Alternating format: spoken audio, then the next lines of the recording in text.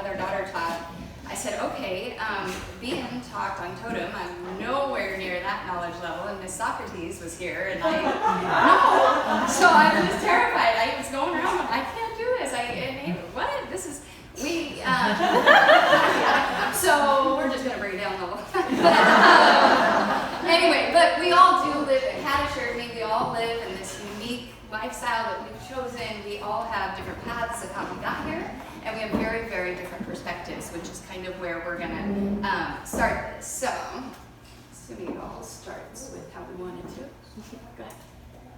So I live on board with my mom, who's been a teacher for about 20 years, and my dad back there has been a pilot for a long time. Yeah, and 15-year-old brother Jack, who's on the boat right now, and a fat cat named Gillian.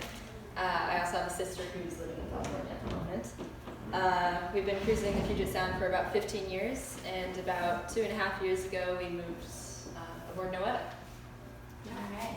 So from there, about 1.5 years ago, this is our map. So about 1.5 years ago, we left Gig Harbor for the big left turn, had a miserable experience through Washington and Oregon. How many of you have had that experience?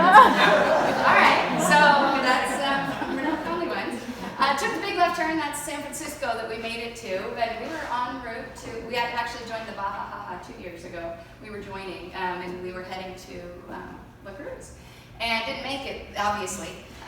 We found a little bit bigger boat that had 3 berths. We only had 2 berths, and Hailey and Jack were sharing one. And so we found a little bit bigger boat. We loved it. We packed everything into a pod, shipped it across to Rhode Island, where we bought our new Noeta.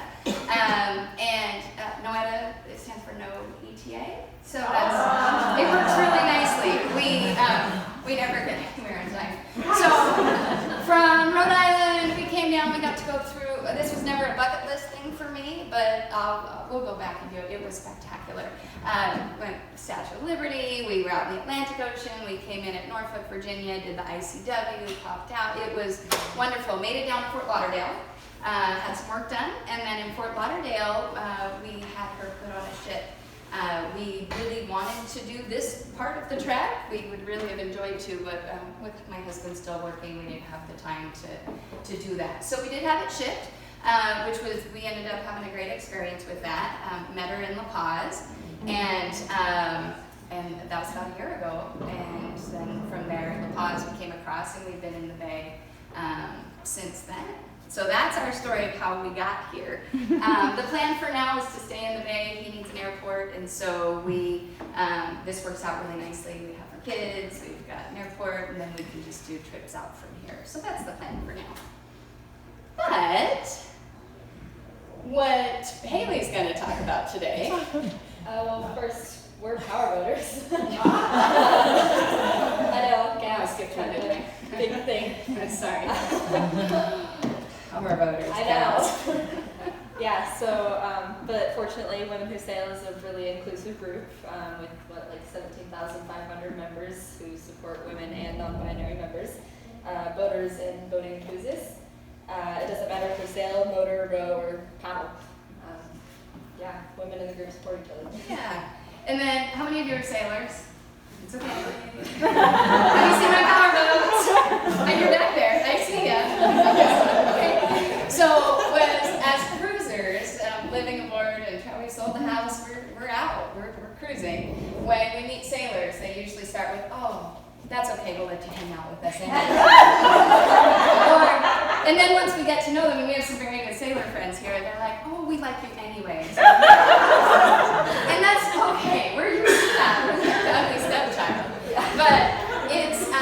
But we all have a little bit just different perspective. And oftentimes when we look at perspective of boating, one of the biggest differences is sail versus power. And so obviously how most sailboaters look at us power boaters. I need to buy some gas, but I forgot my wallet. You have $18,000. Yeah. No, or this guy, it's a little blurry, I'll read it. It says, paying for the boat was easy, but thanks to the price of fuel, I can only take it out once every 3 years. Right, that's the power boat. Fortunately, the boat that we bought, we're on a Nordhaven 50, And it's the 20th in a series of 27 great boats, super stable, heads out into the ocean, no problem crossing it. In the 15 months we've had her, we've only been to a fuel dock 3 times in that, and everything we saw there. So we're fuel efficient, I swear. Now how the power boaters look at the sailboaters, sailing, the fine art of getting wet and becoming ill while slowly going nowhere at the greatest pace. Or the comfort level, and it says, and can you make sure the croutons are nice and crispy? So that's the perks of the power boat, right? But really, we are all out here just chasing a dream, or perhaps escaping something by our own choice. We may go about it differently, and we have different goals, and then the fuel and rigging costs and comfort levels are all varied, but we chose this. We chose this, and no one told us we had to do this. And that's where my perspective comes in. Well, for teenagers, it's a lot bigger than that. I mean, it's our whole life, it's our friends and family, and where we came from and our future. And originally, my husband and I were going to do this at retirement, like a lot of people do. When I retire, we'll go do this. And then we said, oh, we want to be younger. So when the kids go to college, we'll do this. And then at an ill-fated dinner, what's that? That didn't happen. That didn't happen. She's not there yet. And then at one ill-fated dinner, we were talking about that dream, and Hailey made, and she just said, oh, well, that sounds like fun. And in the next month, we'd sold the house. We were going. It was kind of a family decision. So we did live on board in Washington for a year, and they continued their public school there. But things that are said by our teens and have been said, this is not my dream, this is yours, and I really don't want to do this, and this sucks. And that's hard to hear as a parent. However, I also have an older, the 20-something-year-old. These phrases are also said by most kids in houses, in apartments, in condos. But we still have to take it very, very seriously. I have taught thousands of teenagers. I've had through all of my classrooms, middle school, and I love that age. But I do know that, I know it seems a little weird, it's a disease. But I know how important it is that they feel heard and that they feel valued. And when we uprooted them, they felt like they had no control in their lives. And if our kids were teenagers, they were 13 and 15 when we moved aboard, and that adjustment period was super difficult. And as it's hard living in a house with teenagers, for those of you that have ever done that, everything is magnified on a boat anyway. And so that really was a very difficult transition. Don't worry, it doesn't get out here.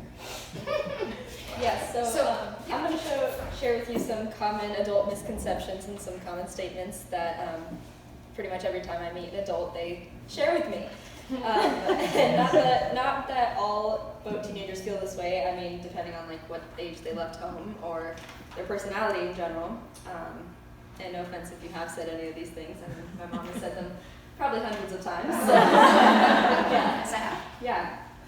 And so the very first thing most adults, and maybe it's cruisers or maybe it's family or somebody you meet in the States, they start out with, oh my God, you're so lucky. They just lead with this. They think it's such a great life, and I do. I believe that living this lifestyle, she is so lucky, and so it's a true belief we have, but we throw it at the teenagers. And Hailey doesn't always agree, so we're going to get her perspective. Yeah, so I had to leave a community my sophomore year of high school when I didn't really want to necessarily, and another thing, it's really hard to find some alone time on a boat. I mean, you're cramped in a very tight space with your entire family. And I definitely had different dreams than my parents did. I did want to go finish my high school, go to prom, do graduation, all that, and I definitely feel like I'm missing out on a lot of things back home. And obviously, there are no secrets on a boat. My parents know everything there is to know about me, and I know everything there is to know about them. Sorry, sweetie. I mentioned this, but we do really live in a very tight space, and of course, no teenager wants that. For about a year, I was sharing a bunk with my brother in about a 4x8 room, and the bed took up most of the space, and that's that's pretty much what it looked like. It's very small, so you don't have to see it. But ceiling was a foot above my head, and I had to step over my brother every morning to get out of bed. And we can't necessarily have like big or new things, and it's not necessarily that I want big or new things, but it's sure nice to have the option sometimes. And of course, as all cruisers know, the water runs out or turns cold all the time. And I mean, there's just many things that take much longer or are more complicated on a boat than in a house. And AC. My brother and I would run it all day and all night if we really could. But as my dad likes to say, I can do that when I pay the bills. So, and having friends over is often really difficult because if you've ever been a teenager, you know your conversations necessarily aren't always very family friendly. And I probably shouldn't need to talk about plumbing and heads as much as a teenager. I mean, who really knows more about plumbing and toilets than cruisers?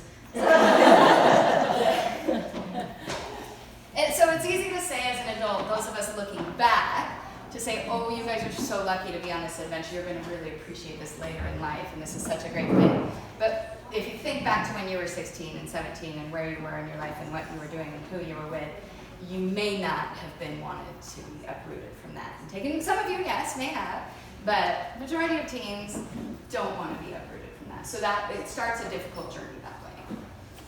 All right. The next most common thing people will tell them is what a great learning experience you're getting. They just do. It's you're lucky and how many things you're learning. This is so great. Perhaps they are. You're right. They absolutely are. However, my mom is my teacher, principal, nurse, counselor, and cook. And I love her, but I could use a break from her sometimes. So that's great for me. And it can really be kind of exhausting when everything is pointed out as a big learning experience. And I went on a hike, so make a field journal. My brother got sick, so research why that happens. The toilet isn't flushing. Report on it. And people often question the quality and amount of learning materials and curriculum, and it's kind of like we have to defend what we're learning a lot of the time. And most of the time, I don't really get to learn with other kids and teenagers.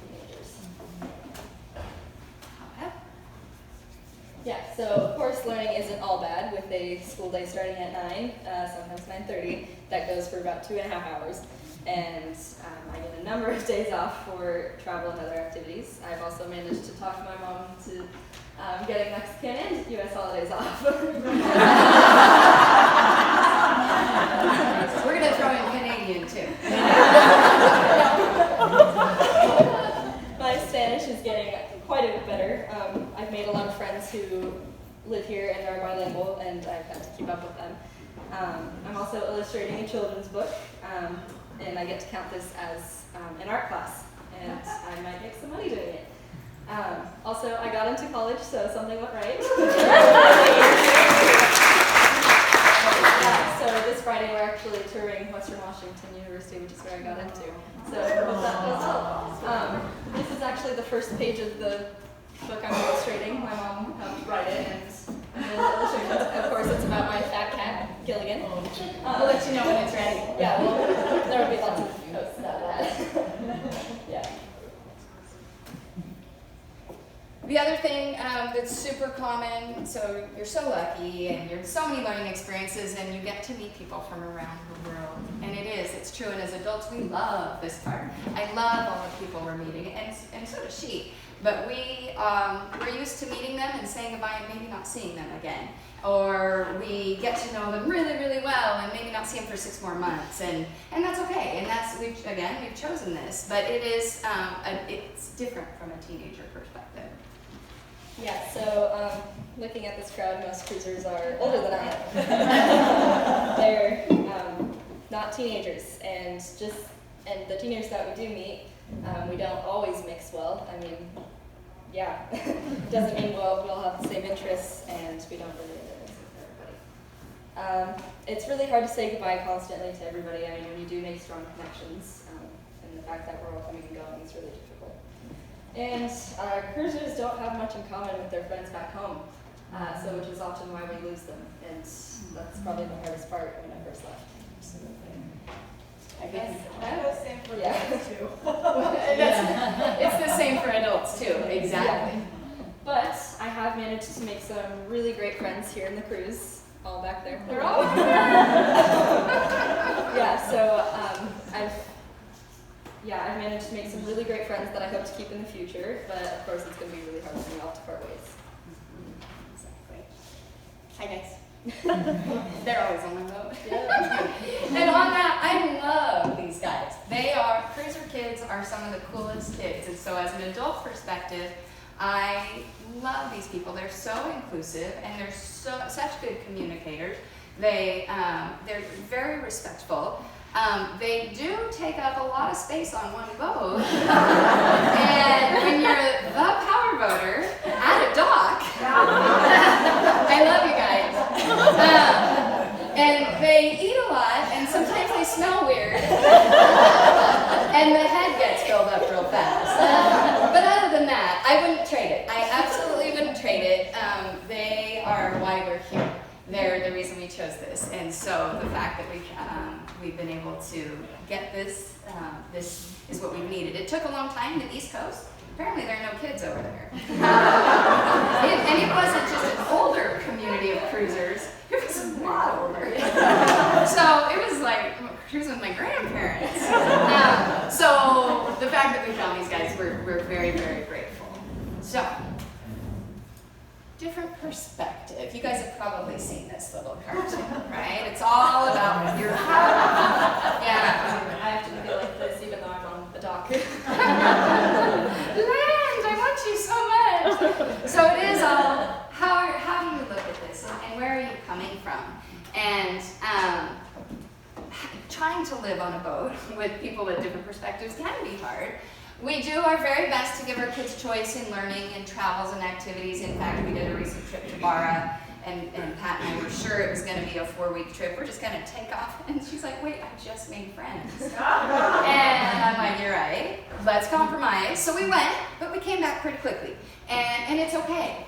Pat and I have forever to do this. And so the fact that we're making compromises and we listen to them is really, really important.